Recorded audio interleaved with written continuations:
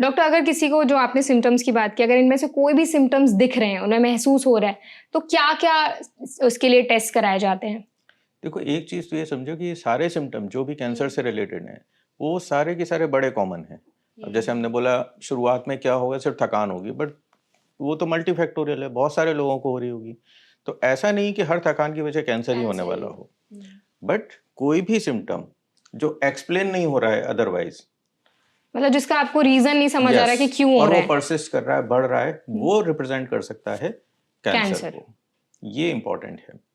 तो हम लोग जितने भी लोगों को एड्रेस करते हैं या ऑडियंस को मैं बोलना चाहूँगा कि कोई भी सिम्टम किसी भी तरह का बॉडी के किसी भी हिस्से में, यदि वो 2-3 हफ्ते से ज़्यादा चल रहा है, नॉर्मल दवाइयों से ठीक नहीं हो रहा है, और स्पेशली यदि हमें वेट लॉस जैसी फीलिंग भी लग रही है, थकान बहुत ज़्यादा है जो बढ़ती जा रही है, ये सब कैंसर के शुरुआती लक्षण हो सकते हैं। तो हमें मेडिकल अटेंशन तुरंत लेनी चाहिए। डॉक्टर, टेस्ट, जब फॉर एग्जांपल जैसे आपने बताया कि अगर आपको 2-3 हफ्ते से ज़्यादा ये सिम्टम्स दिख रहे हैं, अगर उनका कोई रीज़न आपको समझ नहीं आ रहा, तो आपको तुरंत टेस्ट कराने चाहिए।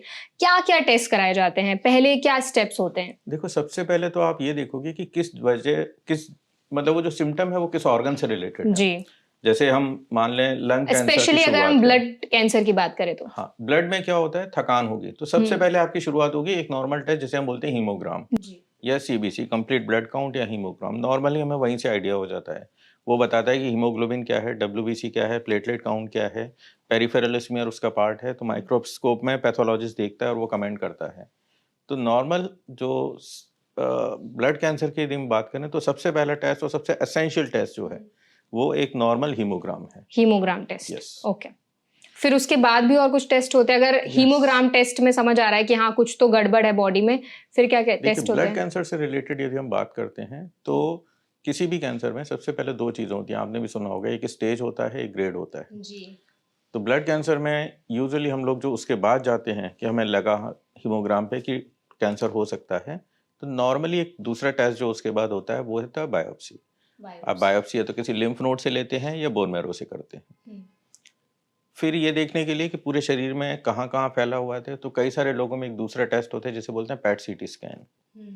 तो ये, और कुछ ब्लड कैंसर कितने एग्रेसिव हैं, ये जानने के लिए उन सेल्स के आगे मॉलिक्यूलर एनालिसिस होता है, जेनेटिक एनालिसिस होता है, तो वो तो फिर एक एडवांस एक लेवल के पूरा टेस्ट हैं। प्रोसेस रहता है, बिल्कुल। यस। डॉक्टर, अगर हम समझने की कोशिश करें, अगर आज की हमारी लाइफ़स्टाइल देखें, तो फ़ास्ट फ़ूड का कल्चर बहुत ज़्यादा है। मतलब हम मोस्टली पिज़्ज़ा, बर्गर या फिर बाहर की जो प्रोसेस्ड फूड है, वो ज़्यादा खाना पसंद करते हैं। एक तो एक चीज़ है कि इसमें जो ऑयल इस्तेमाल होता है, वो अच्छी क्वालिटी का नहीं होता है। दूसरी चीज़ है कि आप जितनी भी चीज़ें देखेंगी, उनमें एडेड शुगर ज़रूर होगी।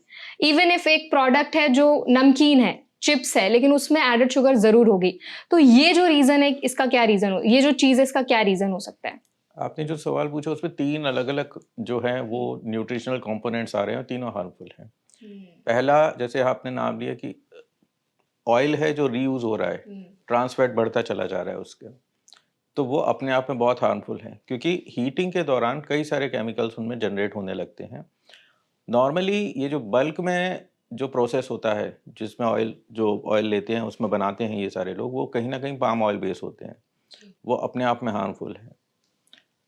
तो और ऐसा नहीं कि सिर्फ कैंसर उनका साइड इफ़ेक्ट है, कई सारे और हार्मफुल इफ़ेक्ट उनके हो सकते हैं, जितने मेटाबॉलिक डिसऑर्डर हैं वो सब करते हैं। सेकंड आता है शुगर। जी। शुगर नॉर्मल मात्रा में बॉडी के लिए हार्मफुल नहीं है, बट बिना हमें पता पड़े हम लोग इतना एक्स्ट्रा कंज्यूम कर रहे होते हैं शुगर को। जैसे किसी भी नॉर्मल कोल्ड ड्रिंक को आप लो, उसके 100 एमएल में नॉर्मली 12 से 13 ग्राम शुगर होती है, और हम शायद रियलाइज़ ही नहीं करते किसी भी चीज़ को। अ, बच्चे स्पेशली है, चाहे वो चॉकलेट मिल्क है, चॉकलेट्स हैं, बिस्किट्स हैं, they are all full of sugar. Sugar का सडनली मतलब जब भी वो लेते हैं, बहुत इजीली डाइजेस्टिबल शुगर है, तो वो बॉडी पे एक शुगर लोड पड़ता है, बॉडी इंसुलिन पैदा करेगी उसे काउंटर करने के लिए। तो ये मेटाबॉलिक इम्बैलेंस है जो पैदा होता है, तो कहीं ना कहीं आगे जाके ये प्रॉब्लम करते हैं। कई सारे factors, they are known to have metabolic based in that, जैसे ब्रेस्ट कैंसर। तो ये हार्मोनल इम्बैलेंस करते हैं, तो कहीं ना कहीं आगे जाके हम अपनी बॉडी को प्रोन कर रहे हैं कि वो कैंसर हो कैंसर सकता हो। है। तो शुगर डायरेक्टली कैंसर को नहीं कर रहा है कुछ, बट वो indirectly via metabolic, via hormonal pathways affect कर रहा है। तीसरा जो प्रोसेस्ड फूड है, नॉर्मली उसमें सॉल्ट भी बहुत ज़्यादा होता है, सोडियम ओवरलोड है, वो भी प्रॉब्लम करता है, वो किडनी रिलेटेड प्रॉब्लम करेगा। तो कहीं ना कहीं ये सारी की सारी चीज़ें बहुत हार्मफुल हैं। जितना हम हमारा अनफॉर्चुनेटली लाइफ स्टाइल ऐसा है कि वो कहीं ना कहीं लाइफ के पार्ट बनते जा रहे हैं, but that is actually harmful. और यदि हम कैंसर की बात करें तो not directly but indirectly yes, क्योंकि एक और चीज़ जो जुड़ जाती है, हमारी लाइफ भी थोड़ी सीडेंटरी होती जा रही है, तो हम उस वे से बॉडी मेटाबोलाइज भी नहीं कर पाती इन चीज़ों को जितना उसे मिल रहा है। तो कहीं ना कहीं ये सब थोड़ा कंट्रीब्यूट करते हैं। जैसे मैंने आपको बताया कि कैंसर सेल्स हैं, कुछ सेल एबनॉर्मल हो गई और ये उसकी एबनॉर्मलिटी ग्रोथ को और बढ़ा सकते हैं। अभी डॉक्टर हमने ऑयल की बात की थी, आपने बताया कि पाम ऑयल बहुत ज़्यादा हानिकारक होता है, और आई थिंक मोस्टली जो फास्ट फूड होता है सब में पाम ऑयल का इस्तेमाल होता है, घरों में भी कुछ लोग पाम ऑयल का इस्तेमाल करते हैं। अगर हम सेफर साइड पे की बात करें तो किस तरह का ऑयल इस्तेमाल किया जाना चाहिए हमारी डेली लाइफ में, खाना किस ऑयल से बनाना चाहिए? सबसे ट्रेडिशनल चीज़ें सबसे अच्छी थी। अब साउथ इंडिया में देखो, नारियल तेल, it is one of the best. देसी घी गुड, बहुत अच्छा है। ओलिव ऑयल बहुत अच्छा है। In general we don't encourage seed base oils, but yes यदि हमें ज़रूरत पड़े तो mustard oil is still good, preferably cold press जो मिलते हैं। ये थोड़े से ऐसे हैं जो एक्सेप्टेबल हैं। बाकी बहुत थोड़ी मात्रा में यदि हम ले रहे हैं तो चलेगा, मिक्स एंड मैच कर सकते हैं, दैट इज़ ऑल्सो ट्रू, क्योंकि ऑयल में ओमेगा 3 और ओमेगा 6 फैटी एसिड्स होते हैं, उनके रेशियो का इम्बैलेंस होगा तो वो भी प्रॉब्लम करेगा। तो ये जो 3-4 मैंने नाम लिए, दे आर प्रिटी सेफ, उनको यूज़ करें, और कभी कभी कुछ भी यूज़ कर सकते हैं, but not on a regular basis. Doctor हमने अभी ऑयल की बात की, अब मैं चाहूंगी, जैसे अभी आपने बोला था कि सोडियम बहुत होता है जिन नमक में, वो आपको इस्तेमाल नहीं करने चाहिए। पहले का टाइम था तो हमें बोला जा रहा था कि आपको आयोडीन वाले नमक इस्तेमाल करने चाहिए, बॉडी को आयोडीन की जरूरत है, लेकिन आप बोलते हैं कि आप रॉक सॉल्ट का इस्तेमाल करें। तो किस तरह का सॉल्ट हमें इस्तेमाल करना चाहिए? देखो, आयोडीन सॉल्ट जो है इंडिया में लगभग जब शुरू हुए था ऑलमोस्ट 50 ईयर बैक, उस वक्त हमारे सामने समस्या थी गॉइटर की, जो बड़ा प्रिवेलेंट था।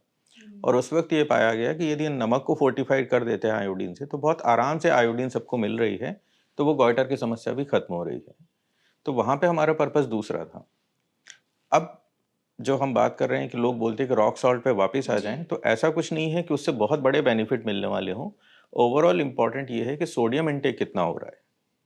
यदि वो हमारा एक्सेप्टेबल है, 5 से 10 ग्राम तक नमक हम यूज़ कर रहे हैं डेली, दिन में, पर डे, यस, वहाँ तक सेफ है। रॉक सॉल्ट नेचुरल है, तो कुछ लोग बोलते हैं कि probably that is a better way, हम आयोडीन एक्सपोजर जो हमारा है उतना नहीं चाहिए हमको। प्लस रॉक सॉल्ट में एडेड मिनरल्स भी होते हैं जो रिफाइंड नमक में हटा दिए जाते हैं। तो देख, वो क्लेम करते हैं कि शायद ये अच्छा अल्टरनेटिव हो सकता है। ऐसा कुछ नहीं है, उसका कोई बहुत बड़ा या बहुत स्ट्रॉन्ग मेडिकल रीज़न है। It's up to your choice, but sodium intake जो है वो कंट्रोल में रहना चाहिए। आयोडीन बैलेंस अमाउंट में रहना चाहिए। आयोडीन इंपॉर्टेंट है शरीर के लिए, तो जहाँ पर आयोडीन की डेफिशिएंसी है वहाँ पे तो हम बोलेंगे बिल्कुल आयोडाइज नमक ही चाहिए।